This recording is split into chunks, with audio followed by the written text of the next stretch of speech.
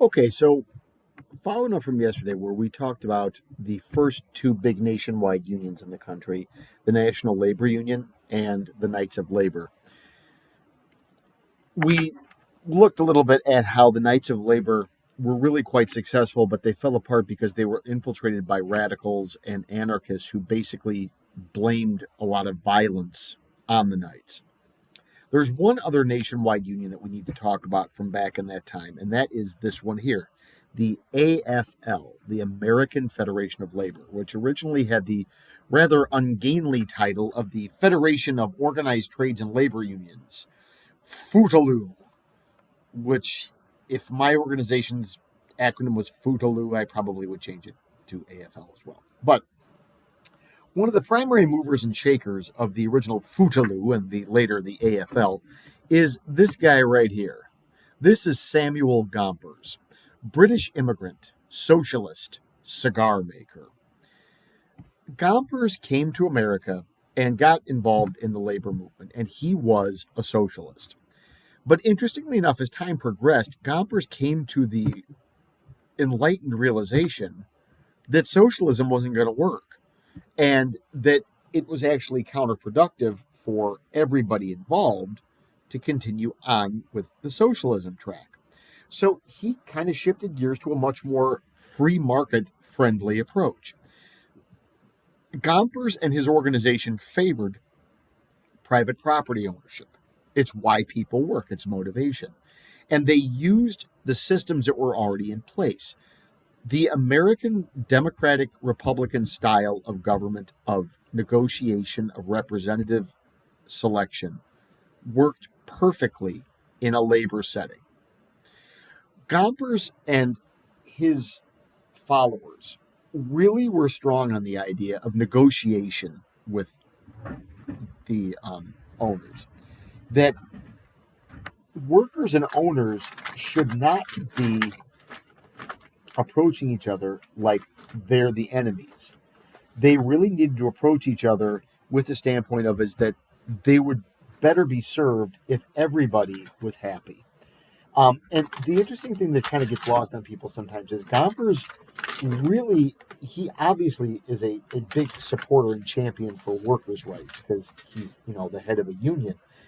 But he also really did advocate for the way that the benefits of workers would be to the benefit of business as well. And he was not looking to destroy business or overthrow it because without business, workers had no jobs, which meant they had no money. Everybody benefited when reasonable people worked cooperatively on issues of labor relations. We're going to be reading a speech, an amazing speech called What the Working Man Wants, where Gompers really breaks down the argument of why an 8-hour workday benefits laborers and business owners. And it's to the benefit of everybody to go along with this idea. So that's going to be something that we look at a little bit later. But let's look at briefly at the AFL in general. The AFL is what would be termed as an umbrella organization. Another way to look at this is that the AFL is kind of like a trust. It's made up of a bunch of unions in different job spheres. So the one thing they all have in common is that they are all skilled laborers. They all had to be trained and they were all educated in a specific job. They specialized in what they did. Gompers was a cigar maker. There were So you had a cigar makers union, you had a shoemakers union, you had a plumbers union, you had an electricians union. All of these specialized services had their own particular union. Those unions were simply represented as a whole by the AFL. And they didn't care who you were, white or minority, it didn't matter. So long as you were a skilled worker, you were let in. They did not allow farmers, self employed people, or women into these jobs. They had to be skilled workers who were part of an organized group. And the reason why the AFL was so effective was when they went on strike, so let's suppose that the plumbers want more money or better conditions or less working hours, something like this.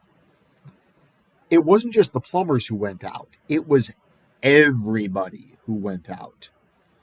And this was done specifically to sort of shut down the economy and make the point that things will work better if the workers are happy. And it usually benefited everybody involved. The AFL is exceptionally successful. It's still around today, by the way. Um, and it's really good at what it does. And I think that when we look, or what it did, I should say, and when we start looking at um, the progression, so um, starting Monday or next class, we're going to look at some of the problems that led to Americans being so very anti-union. And this is not just conspiracy theory stuff. This is really poor decisions on the part of union members. And we will look at how anarchists influenced the unions and union activities. But it'll also give us a good idea of how it is that the AFL was successful by avoiding these things. So that's where we're going to pick it up next time. This is it for today. Peace and love.